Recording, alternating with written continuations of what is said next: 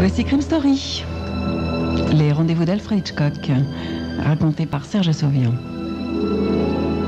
Aujourd'hui, le fin fond de l'histoire de Wayne Hamilton.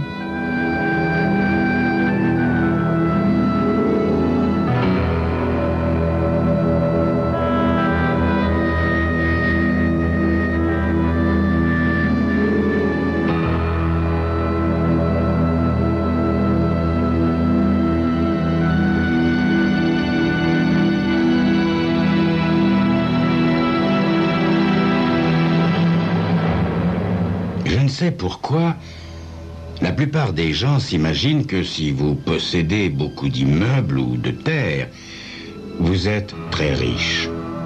J'aimerais bien que ce soit vrai. Avez-vous jamais entendu parler des pauvres propriétaires? Les impôts, vous savez? Eh bien, c'était exactement ma situation. Sinon, je n'aurais pas pensé à vendre ces vieux immeubles situés en bordure sud de la ville. J'avais besoin d'argent et ces bâtiments ne me servaient à rien aussi quand les édiles vinrent me proposer de les vendre pour qu'on puisse bâtir à la place un nouveau centre social. Je donnais mon accord. 4 jours avant la date fixée pour le commencement des travaux de démolition, je décidais de faire un dernier tour au cas où j'aurais oublié quelque chose que je pourrais vendre. Je me baladais dans les boutiques vides et les logements vétustes, et j'arrivais finalement au vieux bureau de tabac. Je poussais la porte d'entrée.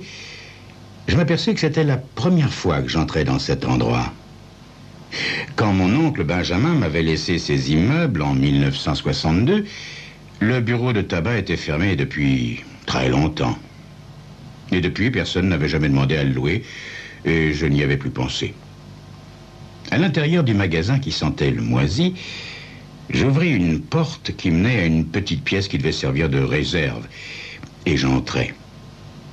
Il n'y avait pas de fenêtre, et la seule lumière était celle qui filtrait à travers la vitre crasseuse de la boutique.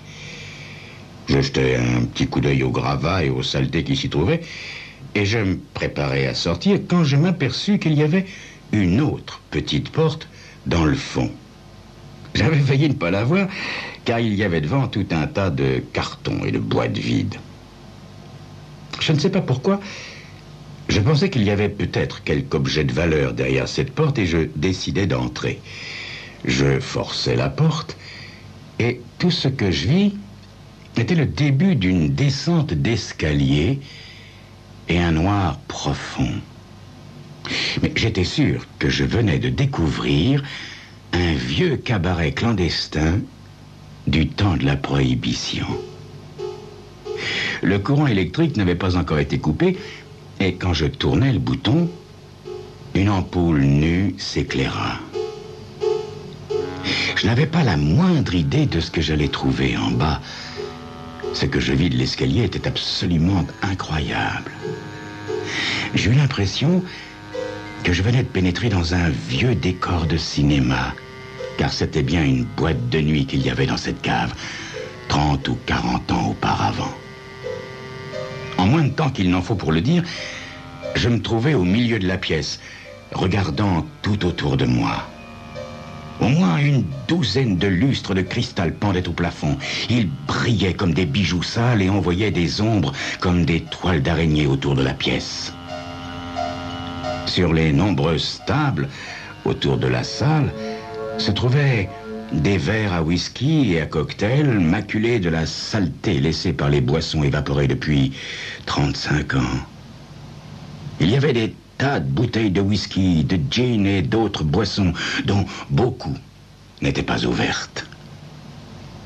Je montais sur la scène et allais au piano. Il y avait dessus de vieilles partitions jaunies. Je pris la première, soufflai sur la poussière et pus lire le titre « And She's Sweet ».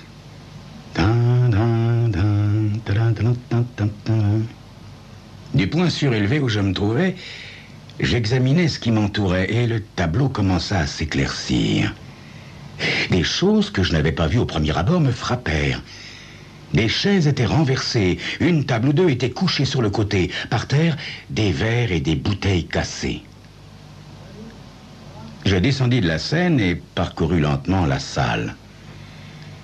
Un long collier de perles cassées était sur le plancher à côté d'un sac de femme brodé. Je ramassai le sac et l'ouvris.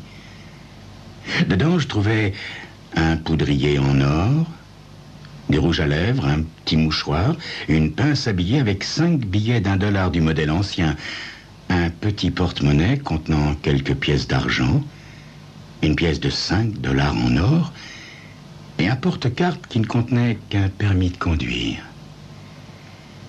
Ce permis de conduire avait été délivré à une certaine Edna Balzer, domiciliée 1710 Waring Street.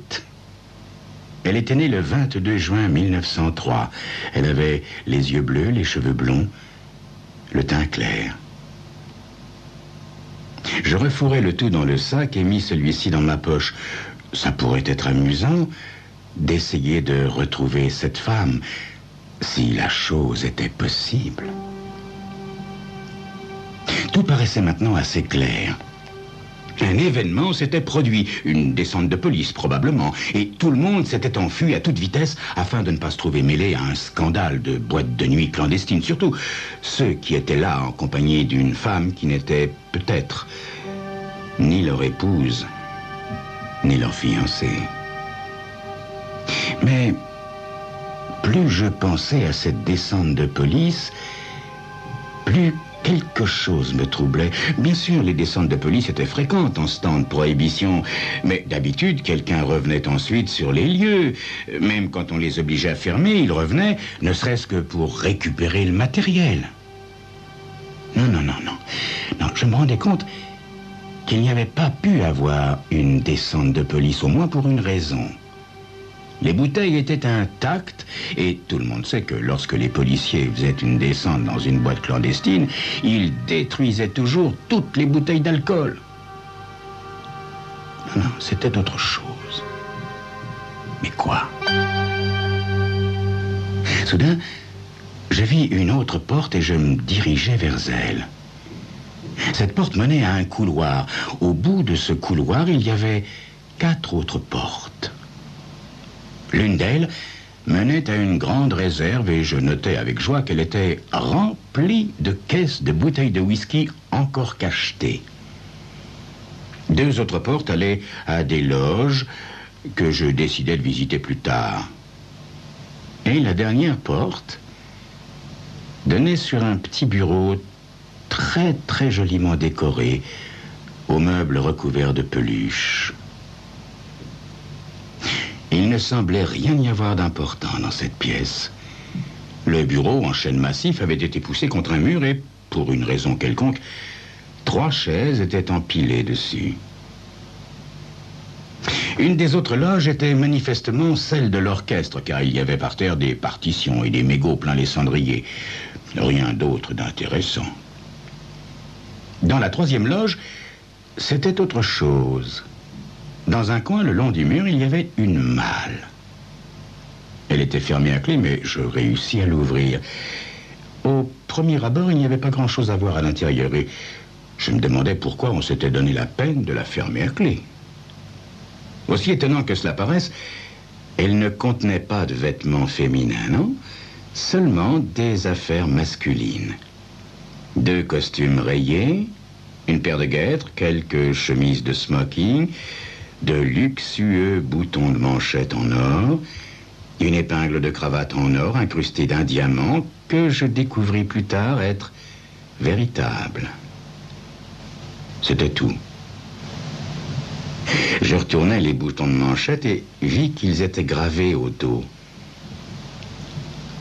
Je pus lire de E-B-A-A-C. E-B.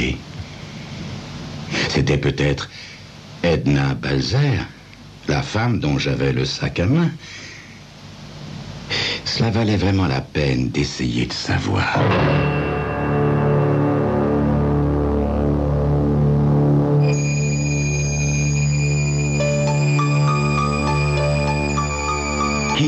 est cette mystérieuse Edna Balzer? Mes chers amis, c'est peut-être ce que vous saurez dans quelques instants.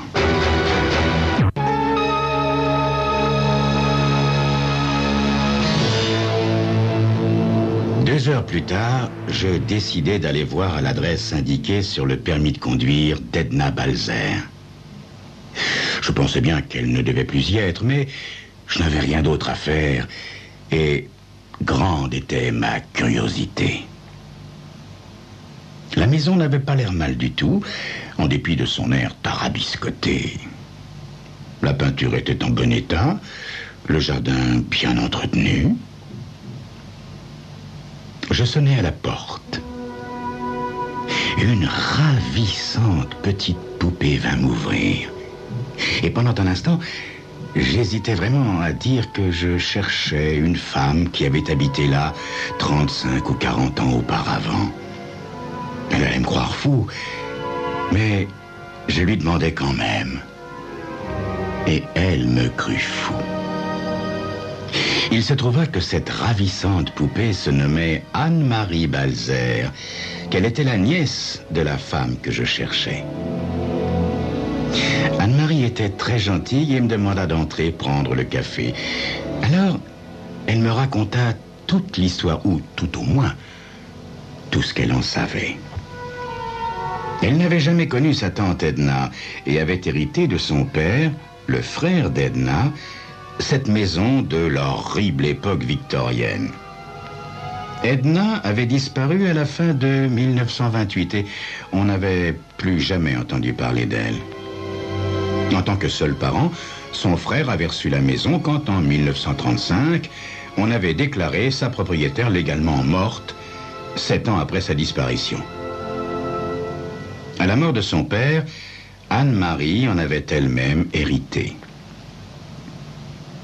Il y avait encore une vieille malle appartenant à tante Edna dans le grenier et j'obtins la permission de la fouiller. Je grimpais aussitôt dans les combles et dans un coin, je trouvais la malle cabine. Elle était remplie d'un tas d'objets souvenirs, des paquets de lettres, un journal, la photo d'une très jolie femme que je supposais être Edna et tant d'autres babioles qui n'ont d'importance que pour celui qui les garde. Je feuilletai rapidement les tas de lettres jusqu'à ce que je trouve ce que j'espérais découvrir. Ces lettres n'étaient pas dans leurs enveloppes. Aussi, le nom de Hall me sauta-t-il aux yeux. J'ôtai la ficelle et je commençai à lire celle du dessus. C'était passionnant. Au bout de 2 heures, Anne-Marie vint voir ce que je devenais. « Avez-vous trouvé ce que vous cherchiez, monsieur ?»« Peut-être, mademoiselle, peut-être. J'en saurai davantage quand j'aurai pu vérifier à la police. » Elle sembla effarée. « La police, monsieur ?» Je réalisais tout à coup qu'elle avait peur que je remue de la boue et salisse le nom de sa famille aussi. Je la rassurai. Ce n'est pas à propos de votre tante Edna, mais à propos d'un homme qu'elle connaissait très bien. Qui ? Me demanda-t-elle en ouvrant de grands yeux. Al Cartelli, lui répondis-je.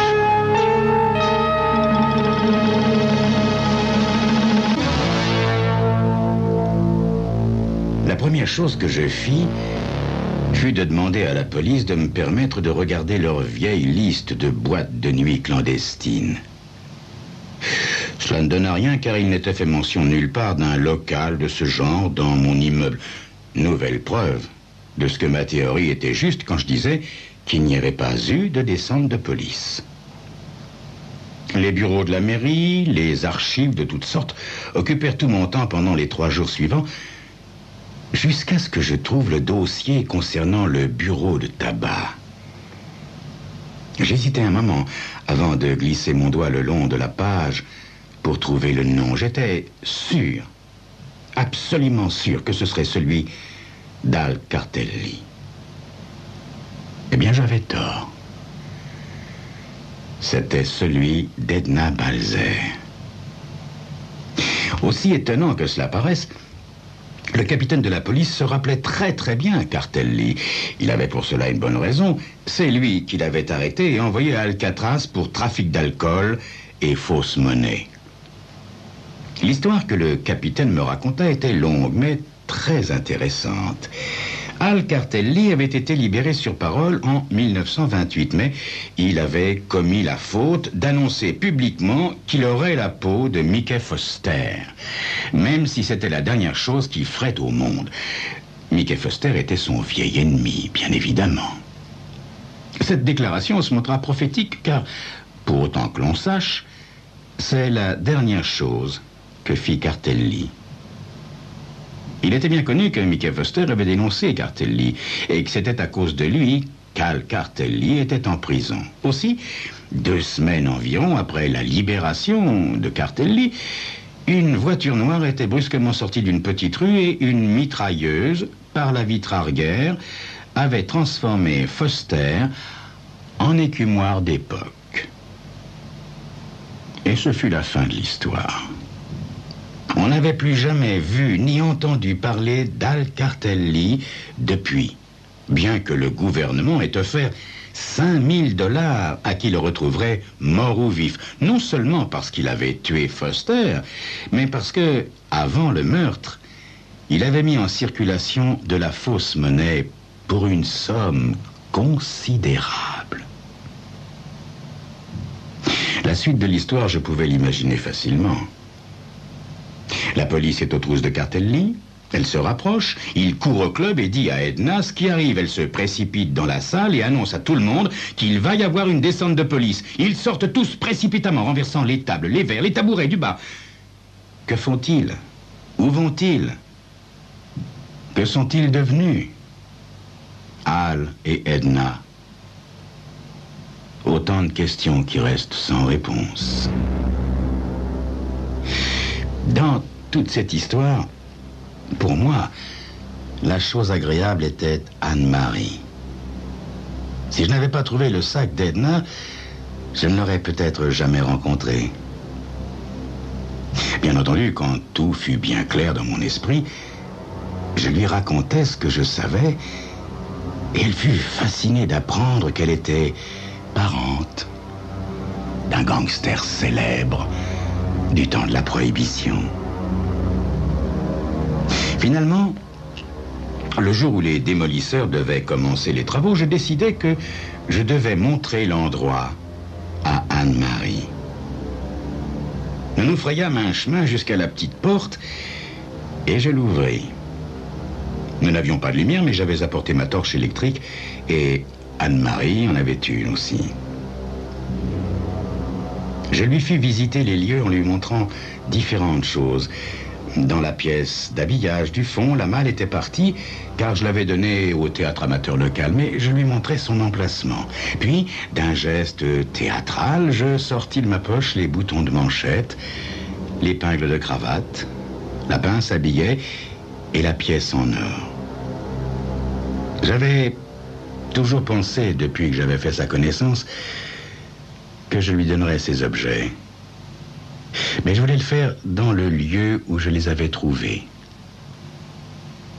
Anne-Marie en fut ravie. En entrant dans le bureau, on pouvait entendre les coups des démolisseurs et même sentir les trépidations des bulldozers. Quand ces vibrations devinrent vraiment fortes, je décidai qu'il était grand temps que nous sortions.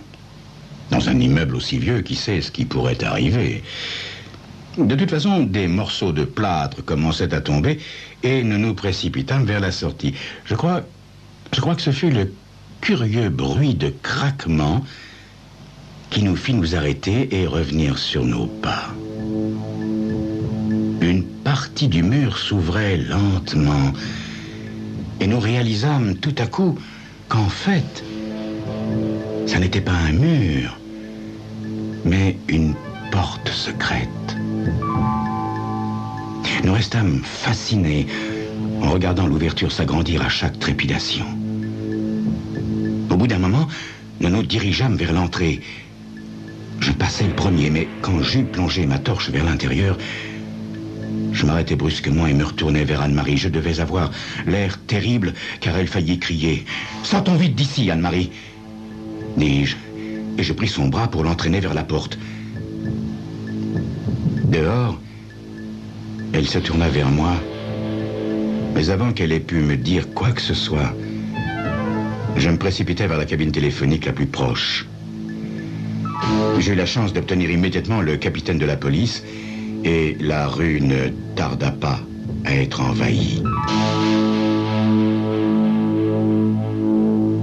Dès qu'il sortit de la pièce secrète, je dis au capitaine « C'est toujours valable, capitaine, n'est-ce pas ?» Il me regarda d'un air vraiment étonné, puis me fit un signe de tête.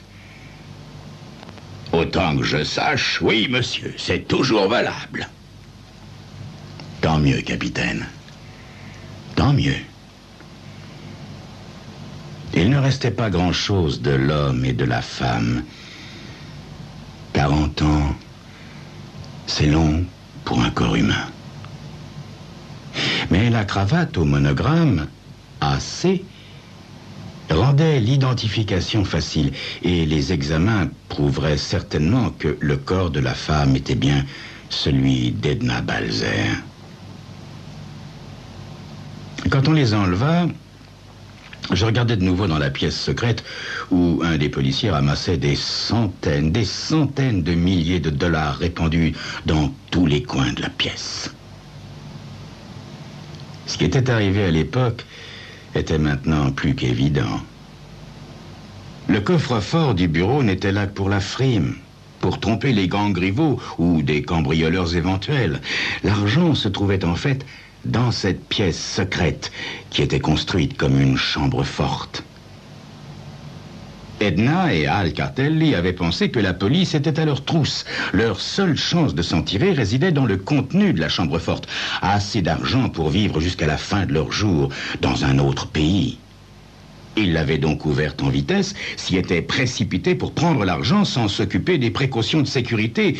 Et la porte s'était refermée sur eux. Personne ne pouvait les entendre appeler. La chambre forte était devenue leur tombe. Je surveillais de près les policiers tandis qu'ils ramassaient tout ce qu'il y avait là. D'après mon contrat avec la ville, tout ce qui était à l'intérieur des murs m'appartenait. Tout cet argent m'appartenait.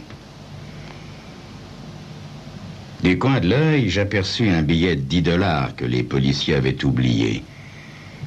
Je le ramassai et l'examinai. Je le laissai retomber par terre. Des centaines et des centaines de milliers de dollars, tous à moi, et tous faux. La fausse monnaie fabriquée par Cartelli. Tant pis, pensai-je. Il me reste au moins la récompense offerte par le gouvernement, 5 000 $ à qui retrouverait Al Cartelli, mort ou vif. 5 000 $. De quoi passer une merveilleuse lune de miel avec Anne-Marie.